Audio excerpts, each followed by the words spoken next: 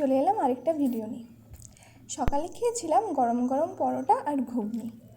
ভেবেছিলাম যে এই প্লেটটাতে ধরে যাবে, কিন্তু প্লেটটা না অনেকটাই ছোট পড়ে গেছে। একটু সাইবার ক্যাফেতে দরকার ছিল, তাই গেছিলাম সেখানে। তারপর আসার পথে একটা গ্লুকো ট্যাঙ্ক কিনে নিয়েছিলাম। সাইবার ক্যাফে থেকে এসে করে নিয়েছিলাম দুপুরের লাঞ্চ। দুপুরের লাঞ্চে ছিল আলু পোস্ত, ডিমের ভুর্জি আর একটু স্যালাড আর একটু ডাল। তাড়াতাড়ি এসে আর বেশি কিছু রান্না করতে পারিনি আজকে। বাড়িতে সবাই পোস্তটা খেতে খুব পছন্দ করে, তাই বেশিরভাগ দিন আমি ওটাই রান্না করি। খুব সহজেই তাড়াতাড়ি হয়ে যায়, বেশি পরিশ্রমও লাগে না। ভুর্জি করাটা শিখেছিলাম মেসের এক বান্ধবীর থেকে। তেলে একটু পেঁয়াজ, রসুন আর একটু টমেটো দিয়ে ভালো করে নেড়ে তাতে একটু লঙ্কা গুঁড়ো দিয়ে তারপর ডিমটা দিয়ে ভুর্জিটা বানিয়েছিলাম। বাড়িতে যখন করেছিলাম এটা সবার খুব পছন্দ হয়েছিল। এরপর থেকে এরকমই করতে বলেছে বাবা। টিউশন পড়িয়ে এসে বিকেলে আর কিছু খাওয়া হয়নি, তাই তাড়াতাড়ি ডিনার করে নিয়েছিলাম।